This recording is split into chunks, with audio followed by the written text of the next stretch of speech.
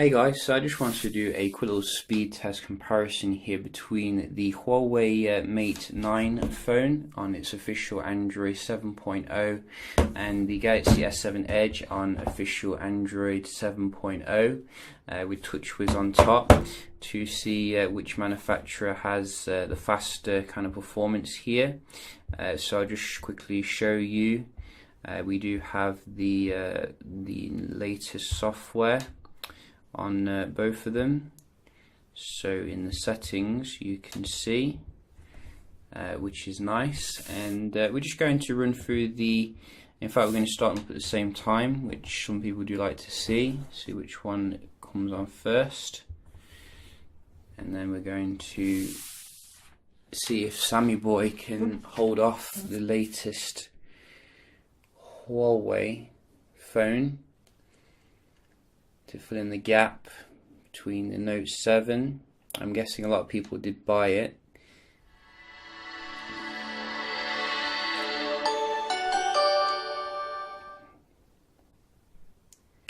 Oh, very fast boot up here again on the Mate 9 compared to the Edge, but the Edge wasn't too far behind for a 10-month-old phone, which is nice. And we're going to just put them side to side here and close everything down, and let's hang on, let's just wait a second, wait for the performance mode icon to come up, make sure it's on using the performance settings, and is it coming up?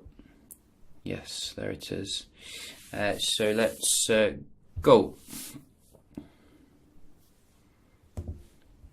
That was the Mate 9. Very close. 2-0 Mate 9. 3-0. Sammy is slipping. 4-0. Losing to the OnePlus and now the Mate 9. Ooh. So nice and snappy on both there. That was a Mate 9, 5-0. This is a fast phone. Similar with that one.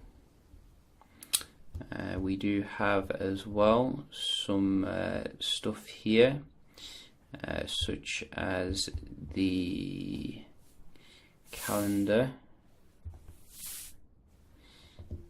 Again, to me it seems that the Mate 9 does very well when it comes to the basic apps here. It's just the multitasking which it might fall over on. I mean, going into the game here is looking a bit snappier on the left. And the modern combat.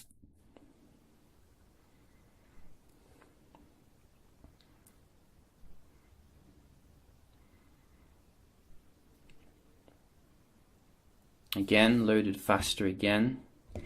So this is a beast of a device when it comes to the performance, no doubt. Probably the fastest right on the market now. And if LG G6 only uses Snapdragon 821, it might not be able to keep up with the Mate 9. I think the S7 Edge has pulled one back here though with this game. You can see loading a little bit faster, which is nice, but it's only like about 6 or 7.1, something like that. Again, Mate 9 in here, and I think it has taken it. I think it's taken the first round here, which is what I was expecting. There's a similar kind of story as with the Mate 8 and the Note 5. Because we had like the Mate 8 come out with the Kirin 950, and that was very, next gen. This feels like exactly the same scenario here. So we're just going to check out the speed test of the Wi-Fi Usually Samsung doesn't let us down here. And I'm going to start off.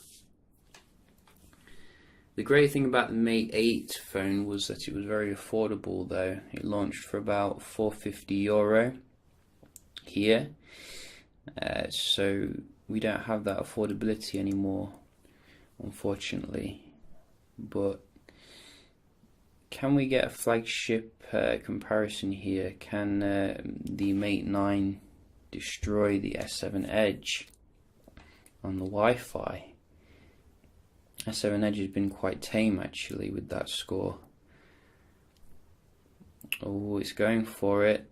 Oh no, it can't quite reach it. You know, even on its off day, the S7 Edge is still the boss when it comes to the alien technology, the Wi-Fi.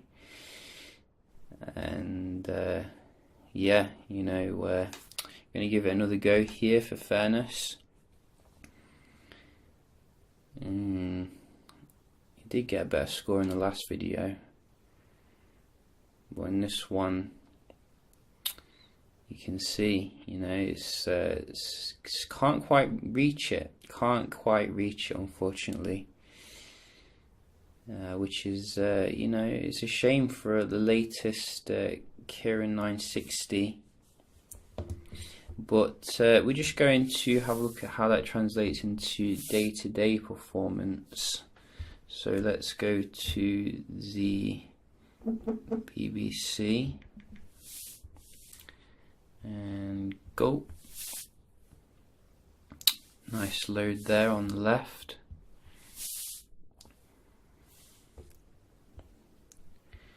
So let's just go to that. Quite similar with that one.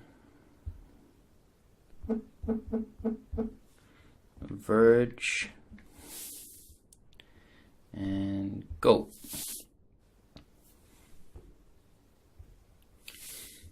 Verge being optimistic again about the new BlackBerry phones. That's what we like to see. And I think we're getting a new 3310 as well, which should be very interesting, revealed later or today. So the S7 Edge seemed to be a bit faster there responding, but it seemed to me it was just more the response of the actual screen. Let's just go into one more.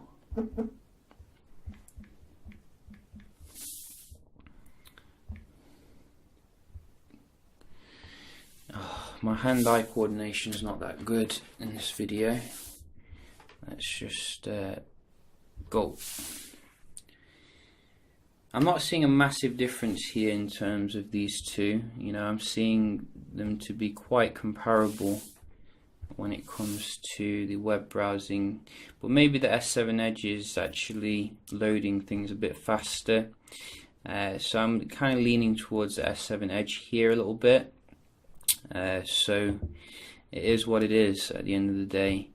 We're just going to round off with a multitasking test. Both 4 gigs of RAM. And in the last video, the Mate 9 was all over the place. Well, it seems to have the... Why am I going so confused with these two? It seems to have settled down a bit until that one. Both of them reloaded it. So you can see it can actually do some nice multitasking, and it's kept that one in memory as well. So not as bad as I thought it was at first. I still don't 100% trust it though, like I would with the 3T when it comes to the memory.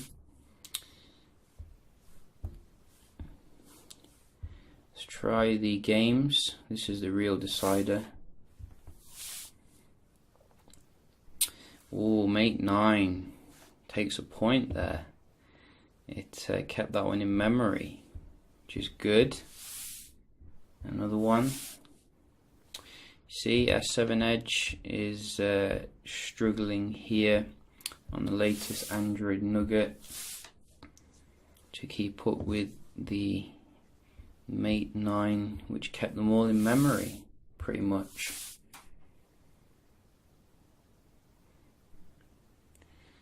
I don't think it responded then. Don't think the screen is quite as responsive as the S7 Edge, or didn't keep this one in memory. So I think they could improve the memory management, but it's still better than what you're getting on Samsung TouchWiz, which is nice at the end of the day. And that I think concludes the actual performance test here between these two on the latest software. What can we say? We can say the apps opening still very fast. It's similar to how it was with the 3T on the Mate 9, absolutely beast. But the actual browsing and multitasking was a little bit more closer this time. But the thing that lets the S7 Edge down, I think, is the TouchWiz a little bit in terms of the multitasking. So it made the Mate 9 look good. But I think both of them could definitely improve in that aspect. I think the S7 Edge overall still has a lot of things over the Mate 9, if we're going to be honest. Not to mention, the build quality. Some people do like the attractiveness of it, the waterproofing, the AMOLED display, the 1.7 aperture camera, and TouchWiz at the end of the day. Some people really do, enjoy TouchWiz and all of its functionality. But you can see that the gap is slowly narrowing here between Huawei's high-end phone and Samsung's high-end phone. I mean, this is very flagship worthy. I do wish it came at a more affordable price like the Mate 8 did, because that felt like really fantastic buy.